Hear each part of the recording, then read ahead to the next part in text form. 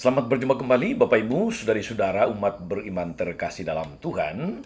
Para pendengar setia Renungan Mutiara Pagi dimanapun Anda berada. Selamat memasuki awal pekan tanggal 28 Maret 2022. Saya Agus CSR mengajak saudari-saudara hari ini merenungkan Injil Yohanes bab 4 ayat 43 sampai 54. Dalam nama Bapa dan Putra dan Roh Kudus. Amin. Sekali peristiwa, Yesus berangkat dari Samaria dan pergi ke Galilea, sebab ia sendiri telah bersaksi bahwa seorang nabi tidak dihormati di negerinya sendiri. Setelah Yesus tiba di Galilea, orang-orang Galilea pun menyambut dia, karena mereka telah melihat segala sesuatu yang dikerjakan Yesus di Yerusalem pada pesta itu, sebab mereka sendiri pun turut ke pesta itu.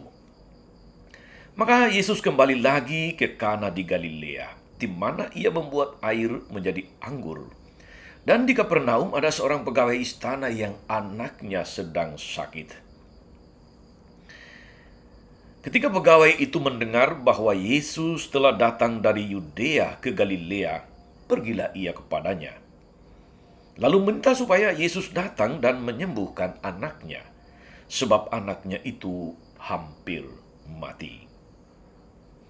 Maka kata Yesus kepadanya, "Jika kamu tidak melihat tanda dan mujizat, kamu tidak percaya."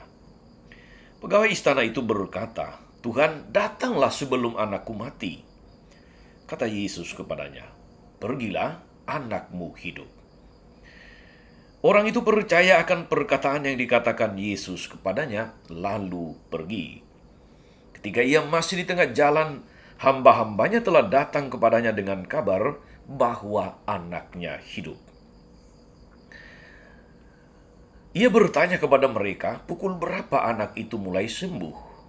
Jawab mereka, "Kemarin siang pukul 1, demamnya hilang." Maka teringatlah ayah itu bahwa pada saat itulah Yesus berkata kepadanya, "Anakmu hidup." Lalu ia pun percaya, ia dan seluruh keluarganya. Dan itulah tanda kedua yang dibuat Yesus ketika ia pulang dari Yudea ke Galilea. Demikianlah sabda Tuhan. Bapak Ibu, saudari-saudara umat beriman terkasih di dalam Tuhan kita Yesus Kristus. Mengawali renungan ini saya mengingat akan pengalaman saya, mengapa saya mau menjadi imam, mengapa saya mau menjadi romo. Sebetulnya pengalaman yang sangat manusiawi, Bapak Ibu saudari-saudara, bahwa ketika ada misionaris Jerman datang tinggal di rumah kami untuk beberapa waktu, melaksanakan kegiatan pastoral, bagi saya pribadinya sangat menarik. Pribadinya sungguh mengagumkan, karena dia sangat ramah, karena dia sangat dekat dengan orang-orang di kampung.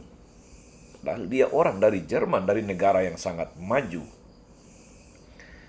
Dan cara dia menyapa, cara dia bersikap itu luar biasa.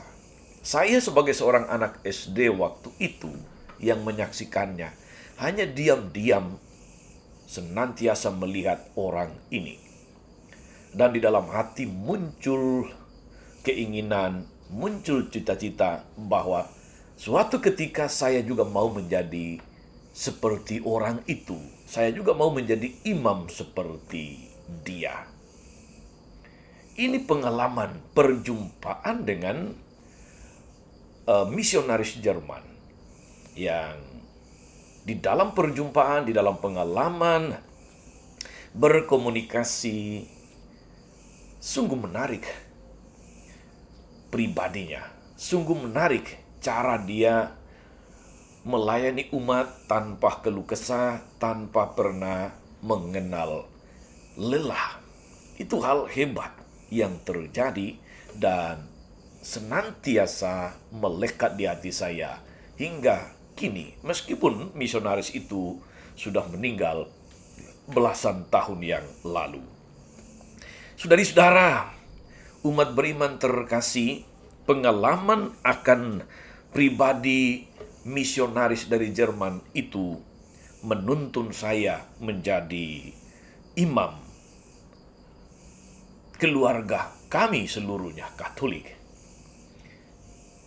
Semakin diteguhkan justru karena pengalaman perjumpaan, pengalaman berkomunikasi, pengalaman hidup bersama dengan misionaris ini, saudari-saudara. Hari ini saudara-saudari kita mendengar dalam Injil. Orang-orang Galilea percaya kepada Yesus bukan karena ada orang yang menceritakan Yesus kepada mereka, melainkan karena mereka sendiri telah melihat apa yang dilakukan oleh Yesus di Yerusalem. Di sini saudara-saudari kita menemukan salah satu kebenaran besar di dalam Kristianitas kita, dalam hidup Kristiani kita. Satu-satunya bukti dan alasan nyata bagi kekristenan atau Kristianitas itu adalah pengalaman Kristiani itu sendiri. Itu artinya pengalaman akan Allah, pengalaman perjumpaan dengan Allah. Seorang Kapernaum, pegawai istana, percaya kepada Yesus karena pengalaman pribadi akan Yesus. Pegawai istana itu mempunyai keinginan yang tulus dan dalam kepercayaannya kepada Yesus. Dia sungguh beriman, dia sungguh percaya Yesus mampu melakukan sesuatu. Dia dengan rendah hati datang kepada Yesus, sang sumber hidup. Dia memohon penyembuhan bagi anaknya yang sedang sakit, hampir mati. Bukti imannya adalah dia mengabaikan kata-kata Yesus yang mengatakan bahwa kalau kamu tidak melihat mujizat, kamu tidak percaya. Tapi dia dengan tetap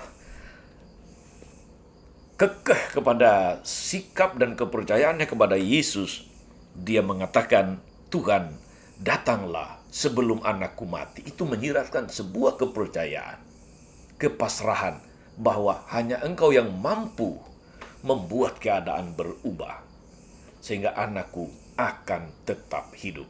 Itu iman yang luar biasa. Maka kemudian saudari-saudara kita mendengar bahwa Yesus mengatakan kepadanya, pergilah, anakmu hidup. Iman itu yang kemudian membuat segala sesuatu berubah. Berkat imannya, berkat kerendahan hatinya, anaknya disembuhkan. Iman ini juga merambat ke seluruh anggota keluarganya. Dan mereka semua menjadi percaya kepada Kristus, sang sumber hidup. Saudari-saudara, jangan menganggap bahwa ceritanya hanya sampai di situ. Karena sebetulnya konsekuensi yang membayangi ada. Karena mendatangkan risiko berat di dalam hidup sang pegawai istana itu, dalam statusnya sebagai pegawai istana. Pegawai istana Raja Herodes. Itu artinya sebagai pegawai istana dia juga punya tanggung jawab. Dia punya situasi yang harus dia jaga berhadapan dengan Herodes yang tidak menyukai Yesus. Dia harus berhadapan dengan peradilan Herodes yang menjadi musuh utama Yesus. Tetapi iman itu mengubah segalanya. Iman itu mengubah seluruh hidup pegawai istana dan keluarganya. Saudari-saudara, kita boleh merenung. Kita boleh memikirkan manakah pengalaman-pengalaman akan Allah dalam hidupmu yang membuatmu tetap teguh beriman dan percaya kepada Tuhan. Manakah pengalaman-pengalaman yang layak untuk disyukuri sehingga semakin membuat kita kuat mengikuti Yesus meskipun barangkali beban hidup tidak kurang-kurang. Beban hidup semakin banyak, tapi toh tetap percaya kepada Allah dalam Yesus, Sang Sumber Hidup. Semoga saudari-saudara, iman kita semakin diteguhkan, harapan kita semakin diperkuat, dan kasih kita semakin menyala-nyala, berbuah di dalam pengalaman hidup. Tuhan Yesus memberkati. Maria Bunda selalu menolong, setia mendoakan kita semua. Amin. Allah Bapa yang penuh kasih, kami bersyukur karena kami boleh menjadi pengikut putramu Yesus, Sang Sumber Hidup.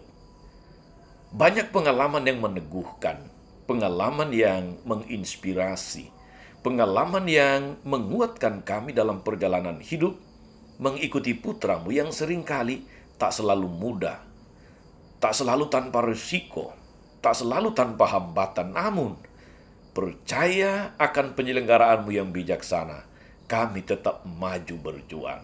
Kami tetap berusaha untuk konsisten. Berkati, sertai, dan lindungi kami selalu, karena kami percaya kepadamu.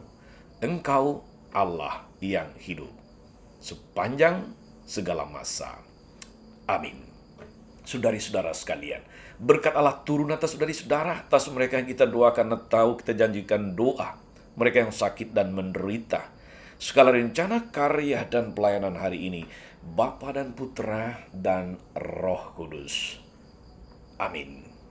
Tetap sehat, tetap semangat.